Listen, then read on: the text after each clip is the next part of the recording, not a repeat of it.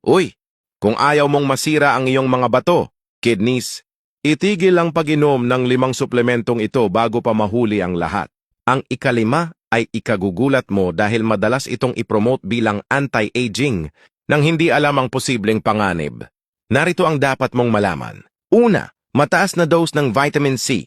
Ang pag-inom ng higit sa 1,000 milligrams, araw-araw ay maaaring magpataas ng oxalate sa ihi na maaaring magdulot ng kidney stones sa ilang tao. Ikalawa, creatine powder. Ang creatine ay maaaring magpataas ng creatinine levels.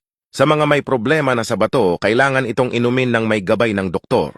Ikatlo, mga herbal detox tea. May ilang detox na tsaa na naglalaman ng sangkap na maaaring makairita o makasama sa bato, lalo na kung sosobra o hindi angkop sa iyong kondisyon. Ikaapat, collagen o sobrang protina. Araw-araw, ang labis na protina ay maaaring magdagdag ng trabaho sa kidneys, lalo na kung may dati ng sakit sa bato. Ikalima, calcium supplement na walang vitamin K2. Ang sobrang calcium, lalo na kung hindi kailangan ng katawan, ay maaaring magpataas ng panganib ng kidney stones sa ilang tao. Paalala, hindi lahat ng suplemento ay masama. Pero ang sobrang pag-inom o pag-inom ng walang payo ng doktor ay maaaring magdulot ng panganib.